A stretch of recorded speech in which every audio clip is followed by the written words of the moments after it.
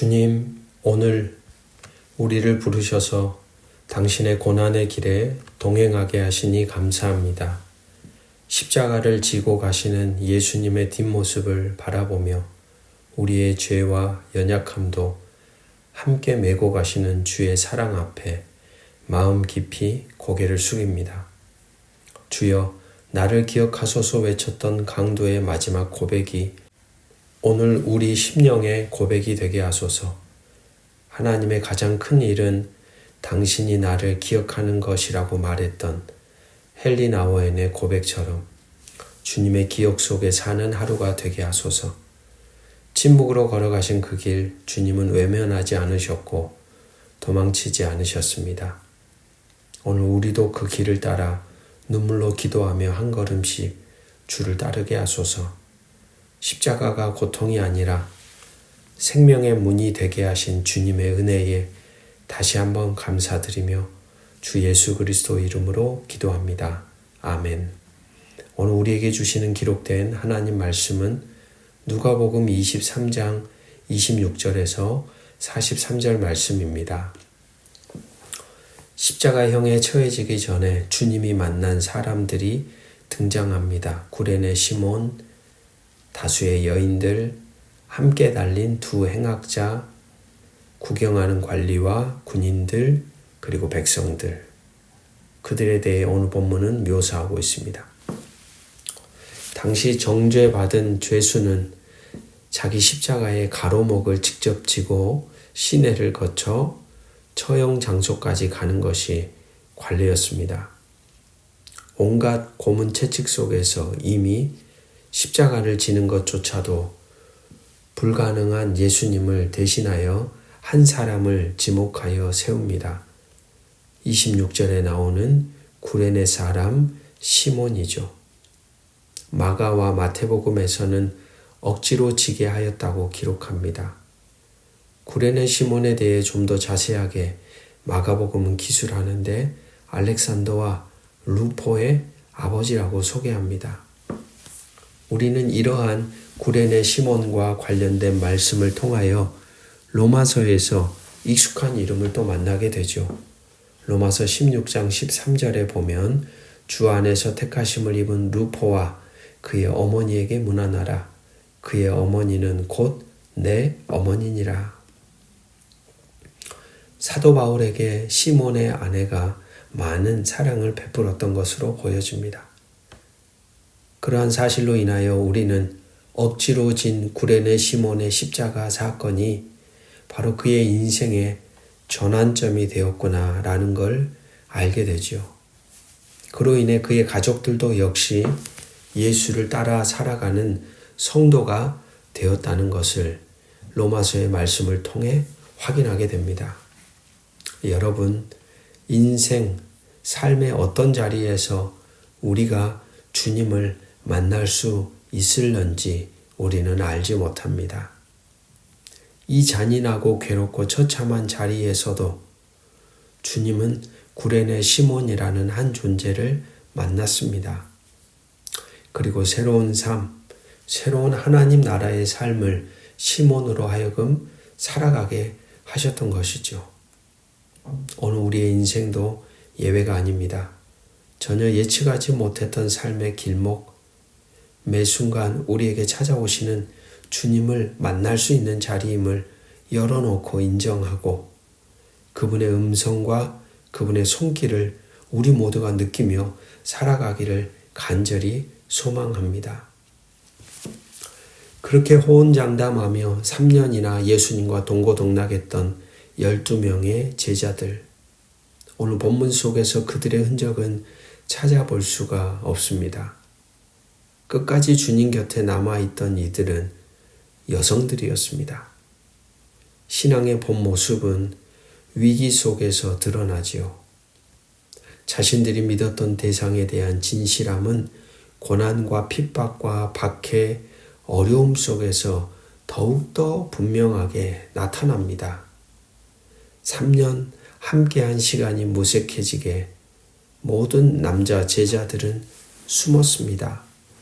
자신들의 유일한 스승과도 같았던 예수님의 죽음 앞에서도 저들은 자신의 생명을 지키기 위해 모두 숨죽이고 도망쳤습니다. 어찌 보면 남자 제자들은 의리 하나 없는 이들입니다. 어찌 이럴 수 있다는 말입니까? 인간적으로 관계를 맺었어도 이럴 수 없는 것이 아닐까요? 그만큼 그들은 죽음 앞에서 두렵고 불안했던 것을 보여줍니다. 그러나 모든 이들이 그런 것은 아니었습니다. 그 자리에 묵묵히 곁에 서 있는 이들이 있습니다. 여인들입니다. 평상시에 보이지 않았던 이들, 드러나지 않았던 이들, 그래서 아무 영향력이 없다고 생각되었던 이들.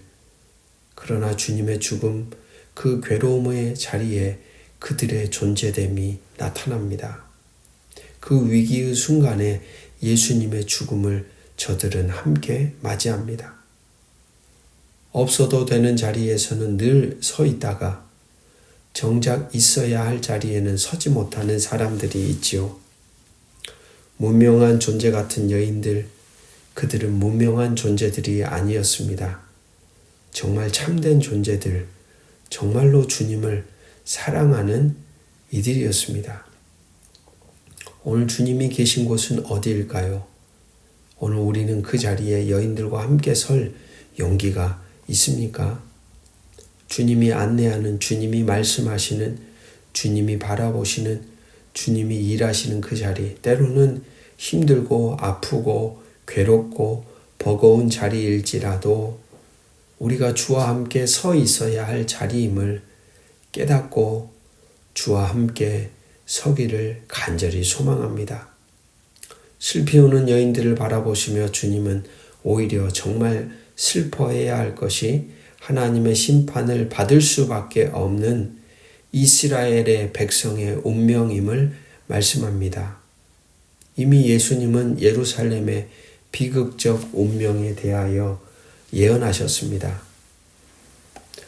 너희와 너희 자녀를 위해 울라.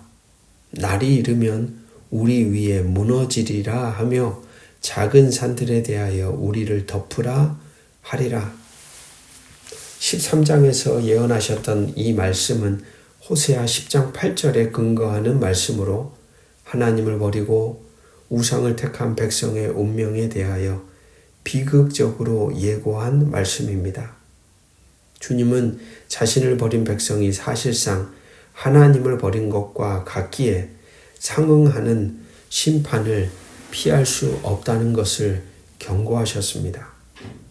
31절 푸른 나무에도 이같이 하거든 마른 나무에는 어떻게 되리요?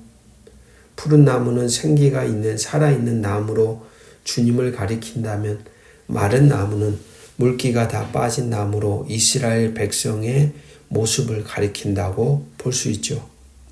하나님의 아들에게도 이런 고통이 주어진다면 이제 마른 나무와 같은 너희에게 불이 붙는 순식간에 완전히 태워버릴 정도의 고통이 닥쳐질 것을 예언합니다. 예수님의 죽음은 부활의 영광으로 맞춰지지만 하나님의 아들이신 왕 되신 예수님을 배척한 예루살렘은 심판으로 끝날 것입니다. 그와 같은 사건이 주후 70년 예루살렘의 멸망을 통하여 드러나지요. 그렇게 십자가는 그분에 대한 슬픔보다 오늘 우리가 걸어가고 있는 자신의 삶, 악함에 대한 회개의 자리로 우리를 부릅니다. 십자가에 대한 동정이 아니라 십자가를 통하여 현재 우리가 서 있는 자리가 어디인지, 현재 우리가 품고 있는 마음이 무엇인지, 현재 우리에게 주어진 삶을 우리는 어떻게 살아가고 있는지, 잘못된 길에서 깨달은 자들이 돌아서서 회개하는 새로운 존재로 살아가라고 하는 하늘의 부름이 바로 이 십자가에 서려 있습니다. 오늘 주의 십자가 앞에 서므로 그분의 죽음에 슬퍼하는 자만이 아니라 주님이 마지막 재림의 때에 오실 때 그 앞에서 설 자신의 존재를 바로 보며 오늘 우리 자신의 악함은 무엇인지, 돌아서서 새롭게 살아가야 할 삶은 무엇인지를 질문하며 우리를 돌아보는 시간이 되기를 간절히 소망합니다. 34절에 주님은 말씀하죠. 아버지 저들을 사하여 주옵소서. 자기들이 하는 것을 알지 못함이니이다. 자기를 죽이려는 자들을 위해 주님은 용서를 구합니다. 이러한 예수님의 기도와 그분의 삶은 고스란히 그대로 스데반 집사의 기도와 삶으로 이어집니다. 삶은 그와 동일한 삶을 만듭니다. 보여준 만큼, 보고 깨달은 만큼 살게 됩니다. 예수님은 그 극단의 자리에서도 변함이 없습니다. 한결같습니다. 용서와 사랑과 자비와 은혜를 베푸시는 분입니다. 우리가 걸어가야 할 인생의 길이 참 멀어 보이죠. 그만큼 우리가 아직 예수님을 제대로 만나지 못함을 보여주는 것입니다. 주님이 우리 안에 확실히 거하실수록 우리가 가야 할 길, 우리가 살아야 할 인생의 흔적도 분명해집니다. 오늘 골고다 십자가 위에 우리의 마음을 두고 머물러 서야 하는 이유가 거기에 있습니다. 마지막 39절 달린 행악자 중 하나는 비방하여 이르되 내가 그리스도가 아니냐 너와 우리를 구원하라. 예수님을 모욕하는 행악자 중 한 사람의 조롱의 말입니다. 하나님의 일을 구원으로 사탄의 일을 멸망으로 생각하는 이분법을 우리는 뛰어넘어서야 합니다. 분명 하나님은 구원하실 능력이 있으시지만 구원하실 수도 있고 구원하지 않으실 수도 있습니다. 그 안에 어떤 생각과 어떤 마음, 어떤 계획들이 있는지에 대해 인간인 우리는 완전히 깨달을 수가 없지요.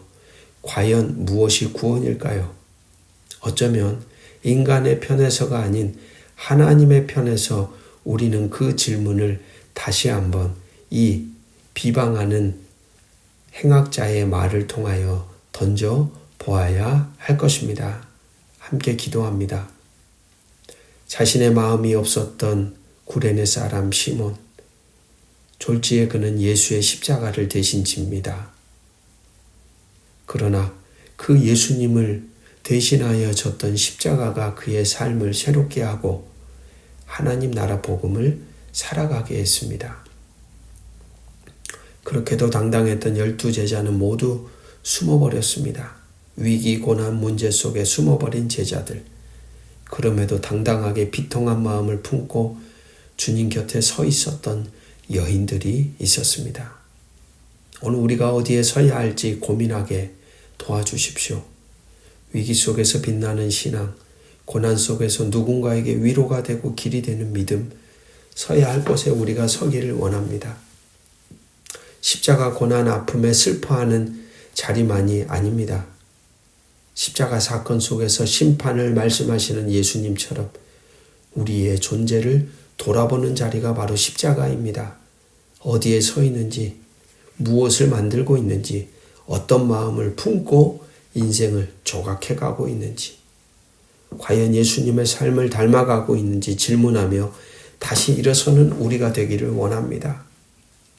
평생 모든 순간 주님만을 생각할 수는 없을 것입니다. 하지만 적어도 이 하루 골고다 그 언덕에 머물러 주님의 눈동자를 마주대하고 하늘에서 들려오는 아버지의 마음도 들어보고 그리고 그러한 역사 앞에 우리의 존재에 응답하며 살아가는 하루가 되기를 원하오니 주여 우리를 도와 주옵소서. 주 예수 그리스도 이름으로 기도합니다. 아멘.